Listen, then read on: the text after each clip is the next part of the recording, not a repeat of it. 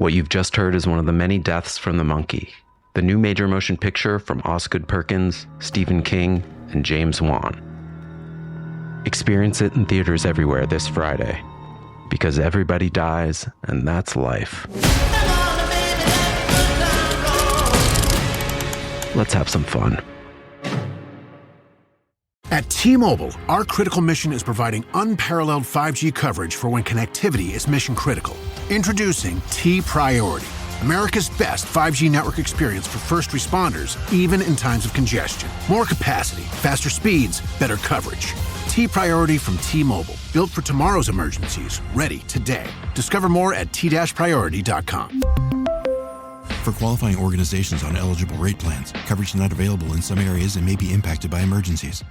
Hey everyone, and welcome back to Big Mad True Crime, where we get big mad over true crime. I'm your host, Heather Ashley, and today's episode is part 2 of the murder of Egypt Covington. Last week, you got the bare bones of the case, and this week we're going to dive into the 2 days before she was killed, the night of the murder, when and how she was found, and the crime scene. If you thought you were already invested in this case, what you're about to learn is going to burn one monumental fire under your ass, so hold on to your britches. Small talk sucks, so let's dive in.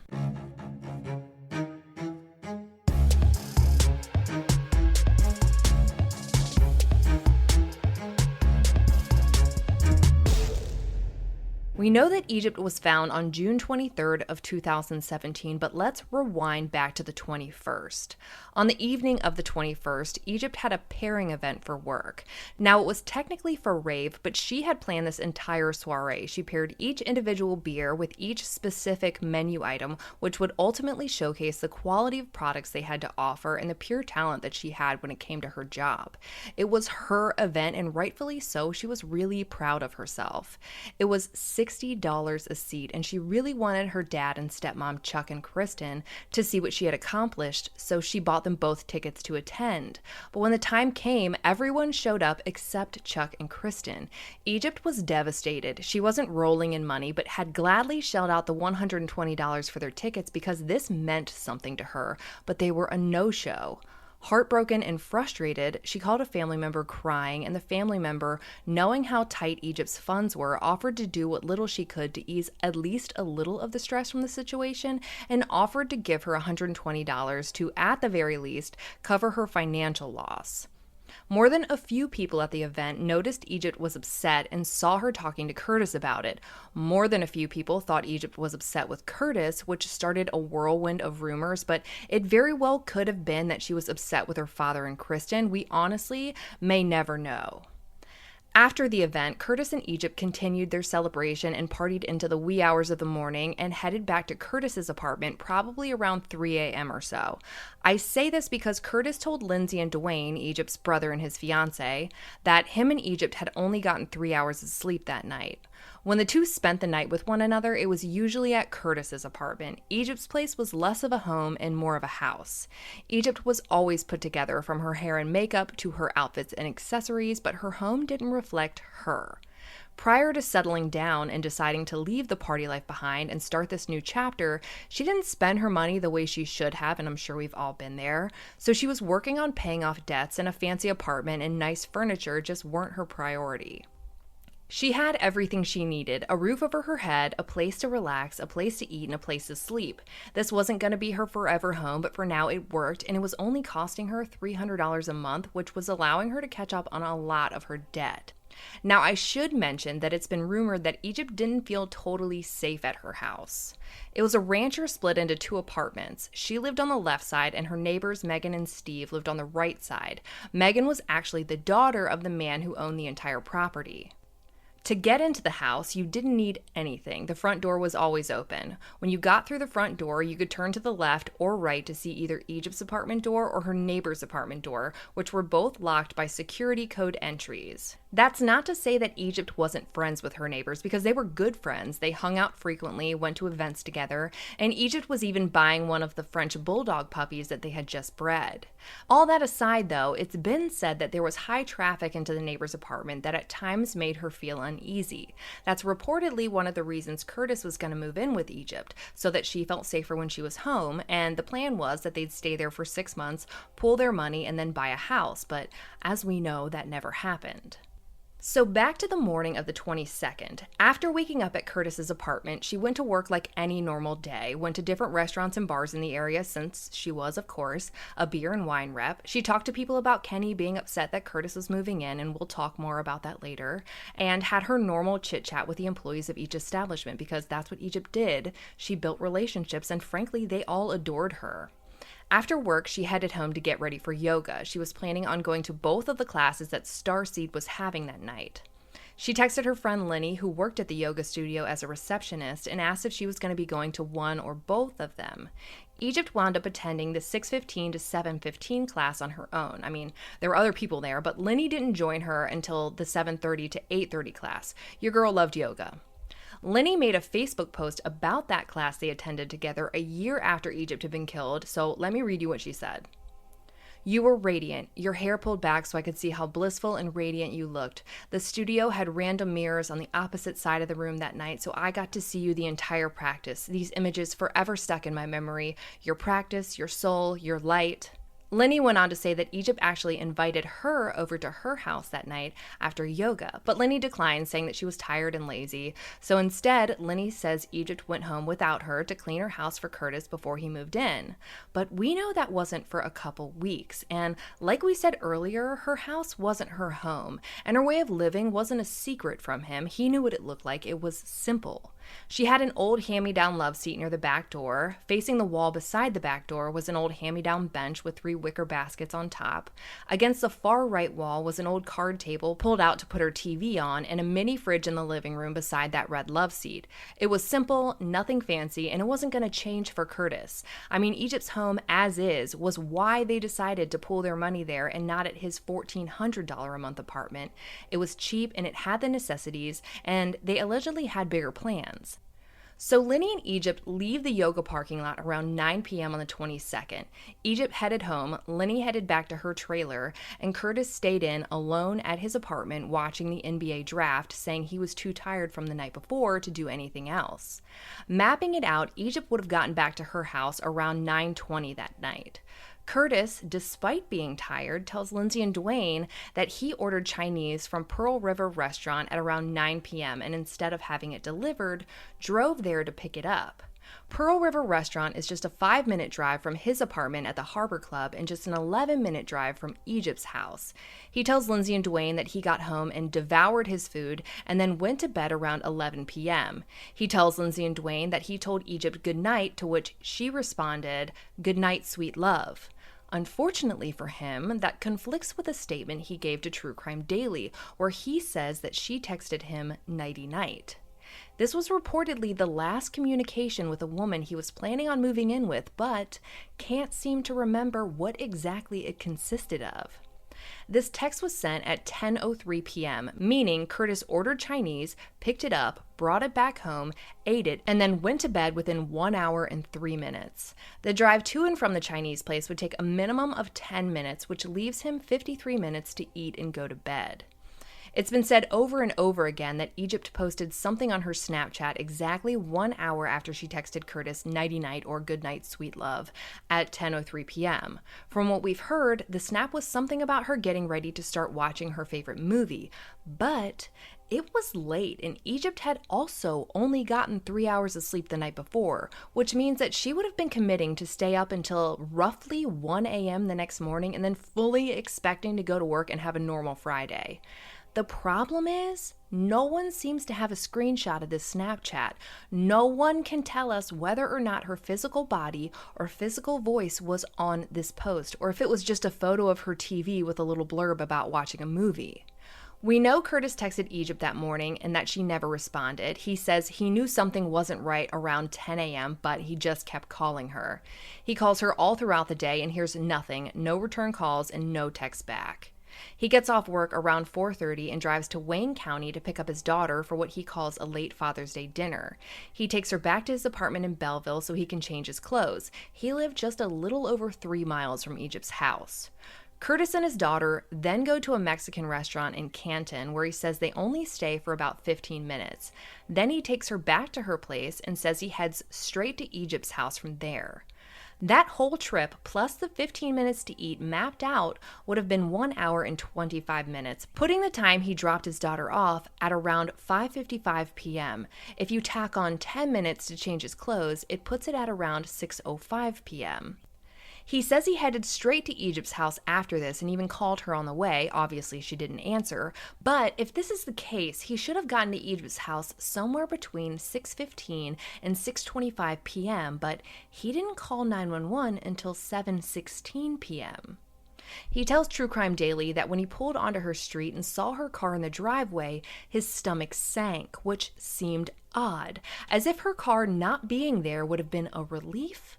I mean, you haven't talked to her all day, her car's in her driveway, okay, now you're going to be able to talk to her and see what's going on, but no, her car being in the driveway made his stomach sink. He says he walked into the main entrance of the house and turned to the right to see Egypt's door open a little bit. He told True Crime Daily he only took 2 steps into the house before yelling out her name. It's when Egypt's dog Ruby comes up to him and he follows her that he says he sees Egypt dead on the floor and lying in what he refers to as the fetal position. Curtis tells True Crime Daily that he ran outside around 7:15 to call 911, but feels like he blacked out after that. But technology is forever, and I got a copy of the 911 call, so I'm going to go over a few key points during the recording. He dials 911 and they answer, and Curtis tells the operator, "I just showed up at my girlfriend's house. We're at 45576 Higgins," and then corrects himself and says Bemis, neither of which are Egypt's address or even his address. Egypt's address is 45576 Hull Road. He says, "I walked inside, she's there, tied up, she's dead. There's blood on her head, there's flies, she's dead." They ask him to confirm the Bemis address, and he does, and the operator asks if he's sure she's dead, and he says, "Yeah, she's tied up, there's flies, oh my God." He talks about how she lives at a duplex and that he tried knocking on the neighbor's door and how they're not there.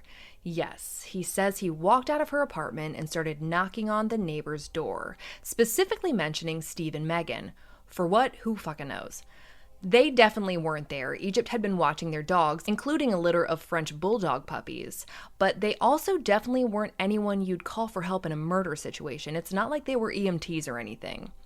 I'd also like to point out that Steve and Megan were definitely not there. That's not a question. They were at an event called Electric Forest, and I tracked down photos of at least Megan physically at the actual event. During the 911 call, Curtis is a bit panicked, a little out of breath, but he's not hysterical. But those moments do come when he's somewhat put on hold for brief periods of time where the operator does his thing. At other times, he's extremely calm. Now, everyone handles these situations differently, but it's all worth mentioning. At one point when it got quiet, he started repeating, "Oh my God, oh my God, oh my God, oh my fucking God," and crying, but calmed down when the operator got back on and asked him if he was still there. Next, the operator asked about the last time he saw Egypt, and Curtis said, oh Jesus, yeah, last time I talked to him was 10 o'clock yesterday. I threw a text the day before. The day before was yesterday, which the operator catches and asks 10 o'clock last night, which Curtis responds with, "Yeah, that's the last time I heard from her." Which I'm just going to point out wasn't the question. They asked when he had last seen her, not heard from her, but again, stressful situation. The operator asks if Egypt lived there alone, and he tells them about how the house is a duplex and tells the operator that the neighbors were supposedly Megan and Steve. They're a couple. Egypt was good friends with supposedly Megan and Steve, and Curtis had mentioned them both by name earlier in the call when he said they knocked on their door. He starts talking freely and says that her door was cracked open 4 or 5 inches, which is specific as fuck. The operator then tells him to go outside and not to touch anything, to which Curtis tells him that the only thing he touched was the door to go inside, which means he never ran up to Egypt. He never checked to see if she was breathing or cold, never gave her any kind of CPR, but was close enough to see that there were flies on her. Now, I've seen the crime scene photos and the autopsy photos, and while there were flies, there weren't a ton. And where the flies had laid their larvae was on the underside of her neck, the side facing the carpet, not anywhere that could have been seen just looking at her from a distance or, frankly, from the position she was in. But sure, there were other flies flying around. Then he tells the operator that he's already outside. He was outside of Egypt's house, sitting in his truck, which was parked in her driveway, when he called 911. He told Lindsay and Dwayne that he'd left his phone out there. There's more silence on the dispatcher's side, and this is when Curtis repeats, "Oh my God, oh my God, oh my God," over and over again. The dispatcher tells him that an officer should be there any minute and tells Curtis to look out for them to make sure that they find him. There's a little more silence until Curtis, clear as day and unprompted, corrects the incorrect address that he had given them, saying, Hull Road, 45576 Hull Road, and then does the whole, oh my God, oh my God, oh my fucking God thing. The operator circles back to the last time he texted her, and Curtis says that he'd called her work phone and her cell phone 30 times that day. 30. He then explains to the operator that he doesn't have social media, so he texted his friend to see if Egypt had been posting on social media because he was worried that maybe she was mad at him. And that's when he says his friend told him that her last post had been at 11 p.m., but that he doesn't know what it was. That's the 11:03 p.m. Snapchat that no one seems to be able to find a copy of. Police eventually show up once they get the right address, and they're not the only ones who show up. Egypt's friend Lenny shows up at the scene, and Curtis has no clue how she even found out about what was going on. He certainly didn't call her. It turns out that Gloria, the mother of Egypt's neighbors, who had gotten a call from the next door neighbors, called Lenny and told her what was going on. So she shows up on the scene and starts asking the police if this is real, and they tell her that it is. Lenny then takes it upon herself to find Egypt's sister Beth on Facebook, then uses Facebook Messenger to call her over and over again, which she doesn't answer. Beth tries to call Egypt, probably wondering why her friend keeps trying to call her on Facebook Messenger, assuming it was probably about her. So when Egypt doesn't pick up, Beth uses Facebook Messenger to call Lenny back, and Lenny tells Egypt's sister that she's at Egypt's house and Egypt is dead. When an officer saw that she was on the phone, he got upset because they'd yet to be able to formally inform her family. Lenny's Facebook Messenger call to Beth is how they found out. The officer told Lenny that she needed to leave, and she did. The police didn't even inform Egypt's own mother. Chuck, Egypt's dad, finally called Tina, her mother, while she was at work at 11 p.m. He told her to sit down, that her daughter had been killed. It would be another 3 days before Tina learned exactly how her daughter had been murdered. The investigation, or lack thereof, started then. The police interview the neighbors that live to the left of Egypt's house, and their older kids say that the previous night they heard what they thought was either a gunshot or a car backfiring coming from the direction of Egypt's house at exactly 9:56 p.m. It was so startling that they actually looked at the clock just in case. Now, they also told officers that they saw Curtis and the police at Egypt's house like 3 hours prior to 911 actually being called, so that was obviously very off, but saying they heard what might have been a gunshot on the night their next door neighbor was shot and killed is something worth looking into regardless, so keep that in your memory bank. Police walk into the house and the smell of decomposition is present. This is the first we really hear that detail. It's not something Curtis mentioned in his 911 call. They see Egypt lying on the floor, and let me kind of describe the scene for you. She's not in the fetal position like Curtis said in his True Crime Daily interview. Instead, it's almost like she fell over to the left while sitting. Her green yoga mat is tangled beneath her. Her head was resting on the floor with the right side of her head where her entrance wound was, facing the ceiling, and there was quite a bit of blood central to the head area. Media reports had said that Egypt had been shot in the back of the head, but she had actually been shot on the right side of her head, just behind and above her ear. Most of the blood still on her body had run down the top of her head and through her hair. There was also a smaller trail of blood that went over her eyes and a smaller trail that went over her mouth. When considering gravity, her head would have had to have been facing downward when she was shot for all the blood to flow through her hair and onto the carpet, and for none of it to have dripped down her neck or onto her arms or back. This gunshot wound, which had no exit wound, would have been instantly fatal, which means her blood would no longer be pumping, and blood wouldn't gush from the wound if it were simply facing the ceiling. In fact, most of it pooled inside of her skull and eye sockets. Some came out of her ears, some came out of her nose, and it looks like some may have also come out of her mouth. I know this is graphic, but it's important to her case. The amount of blood on the carpet beneath her was pretty extensive, but her gunshot wound was facing up towards the ceiling, not onto the carpet, which made me wonder if maybe her body had been moved. Police untied the Christmas lights that were binding her arms behind her back, and her arms fell to her side. Generally, bindings are kept intact for court purposes, but this scene work is what it is. Once they free her from the Christmas lights, they roll her over to the other side. When they do this, blood begins to drain from her gunshot wound onto the already large pool on the carpet. The two impressions in the blood that had once been screaming out for someone to notice them are now gone. They're completely covered up by the new blood on the scene.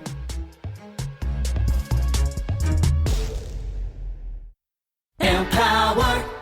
Claire is practicing her breathing for her upcoming yoga retreat in Bali.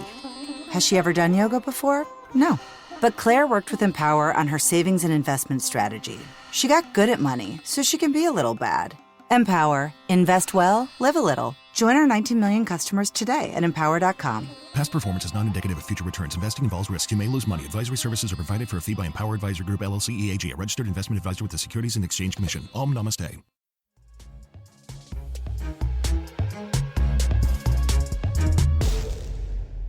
Betty Broderick thought she had the perfect life and the perfect marriage until one day in 1989 when it all came crashing down. The once traditional housewife murdered her ex-husband and his new wife. From the Los Angeles Times comes a new true crime podcast, It Was Simple: The Betty Broderick Murders, hosted by award-winning writer and reporter Pat Morrison. This is a case I've been low-key obsessed with since the day I realized I was a true crime fanatic. Like they mentioned in the podcast, it was the OJ case before there was an OJ. It was the murder that everyone knew about and everyone felt an emotional connection with. Whether it was because they kind of understood where Betty was coming from, or because they couldn't understand how anyone could be sympathetic to a woman who murdered two people in their own home. I tried to pace myself with this podcast, but I ripped through it like a bag of Fritos. Maybe it was the whole story of knowing what she gave up to make sure her husband was successful, and that even that couldn't make their marriage work, or hearing in her own voice, her own words, talk about what she did. Each episode, 1, 2, 3, and 4, got me more and more sucked in. Hear from new voices from the years surrounding the murders who spotlight all the critical and at times controversial points, from family to divorce, insanity, powerlessness, and wealth. All the details that make this more than 30-year-old case still stand out even in our contemporary American society. Every episode will have you asking yourself, how would I react if my relationship ended like this? Is there anything that might drive me to murder? Join Pat in discovering why this 30-year-old case still gets us today. After 30 years, 5 bullets, 2 coffins, and 1 California prison inmate, why can't we look away from Betty Broderick? Every binge-worthy episode of It Was Simple: The Betty Broderick Murders is available now, so download today from wherever you listen to your favorite podcasts. The 2 previously existing impressions were of a bloody boot print as if someone was standing in her blood facing the back door, and another impression of what looked like 2 bars that met together in the middle. Knowing she had likely been doing yoga on that green mat at some point that night, I thought about what in her house might make that impression. I looked up different at-home exercise equipment and found an Abacus machine. It's like a curved bar with a headrest that helps you do crunches on the floor. I asked her brother Dwayne if Egypt had one of those, and he said that he had remembered seeing one there. As for the boot print, there was only one. No other prints leading up to it and none walking away from it, as if someone stepped in it and took off their shoe or hopped the rest of the way out of her house.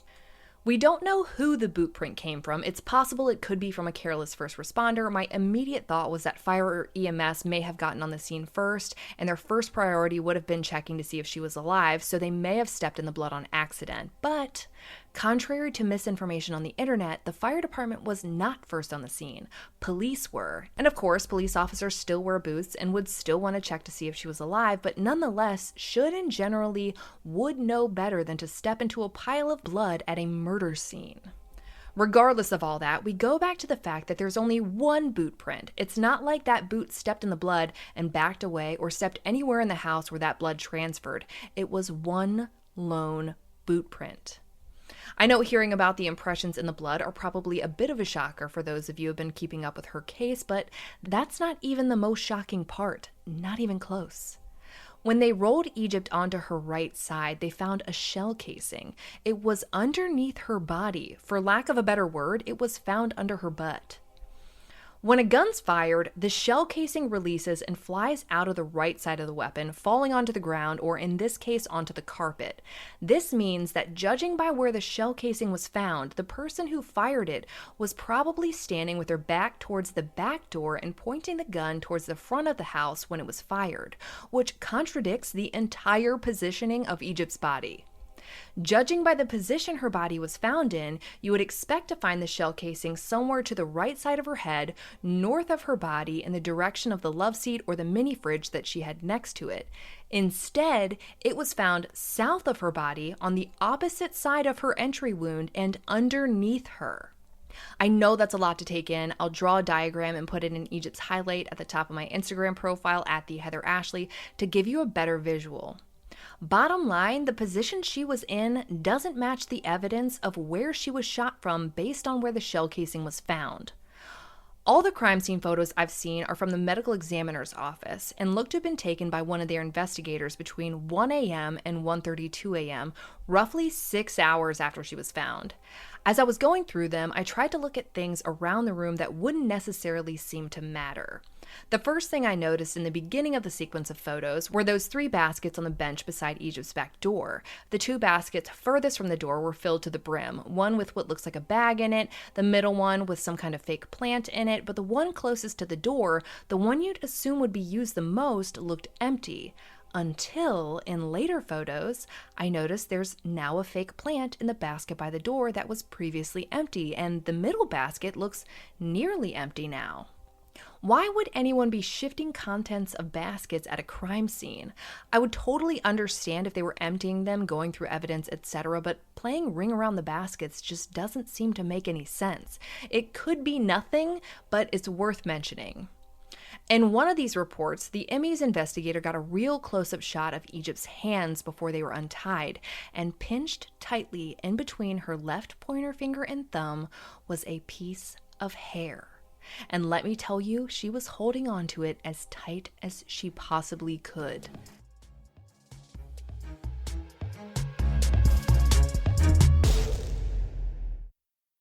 In a way, it ends where it begins. Very insightful. Thank you for sharing this Red Baron with us, Linda. It's so tasty, it makes me want to share something of my own. I didn't actually read the book. Me neither. I watched the movie last night. I judged it by its cover. I haven't read a book since middle school. I'm secretly seeing 2 other book clubs. And I can't even read. I'm not really Gary. He just paid me to be here. Sharing Red Baron pizza can lead to more sharing.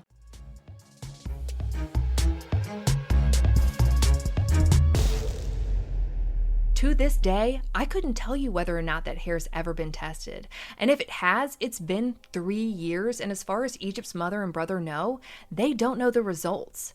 The police did take swabs from 5 of the bulbs on the entire strand of Christmas lights. Generally, 1 strand of lights is 100 bulbs. They took swabs of 5 of them. Naturally, all 5 swabs came back positive for Egypt and only Egypt's DNA. As for the other 95, we may never know. But if they were able to get that DNA back, what about the strand of hair? Was it ever collected? Was it ever tested? The light swabs were sent out and tested, so what about this strand of hair? I originally planned on going over her autopsy results and photos and tying them into this insane crime scene in this episode, but it's just as intricate as her crime scene is, and I want everyone to really soak in all the details of the crime scene before I add on the details of her autopsy, so that will have to wait for next week. But before we go, I wanted to address the elephant of interest in the room. We've talked about her boyfriend and her parents and her friend, but we haven't really mentioned Kenny in this episode, and frankly, it's because he's kind of accounted for. Kenny had recently gotten collarbone surgery and was in a 12-week recovery process. Anybody who knows anyone who's had a collarbone injury knows that it's incredibly painful and restricts your strength and range of motion. Knowing that 5'10" Egypt had to be overpowered and bound already makes this a little unlikely, but nonetheless not impossible. But Kenny was at a local bar called Lakeview Tavern with his friend Mike until 10 p.m. the night Egypt was killed. Granted, it's close to Egypt's house, but he was with a friend and at an establishment with other people. From what I understand, there was a video and receipt proving that he was there. And if that report of the 9:56 p.m. gunshot is true, then it couldn't have been Kenny. Kenny got home between 10:20 and 10:30 that night and proceeded to watch porn and Hulu on his phone, which he provided the information for. He also got a printout of his exact whereabouts from his phone, and him and his attorney offered it to police, and according to them, he was told that they didn't want it. I should also mention, Kenny didn't live alone.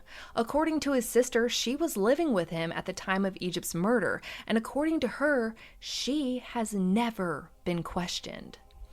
Which now begs the question, how did he ever become a person of interest in the first place? I read a part of the affidavit that was left with Kenny's mom when they searched his house in the early days of this investigation, and the only thing they seemed to have was that Kenny was upset at the Strawberry Festival, that he owned guns, one of which was the same caliber found under Egypt's body, but let me tell you, the caliber found at Egypt's crime scene is nothing rare, not even a little, and that he would have had the code to her apartment. But none of that really matters if all of his whereabouts are accounted for the night she was murdered. So now that our person of interest is kind of out, it begs the question, if Kenny didn't kill Egypt, then who did? If you know anything about the murder of Egypt Covington, please email egyptcovingtontips@yahoo.com.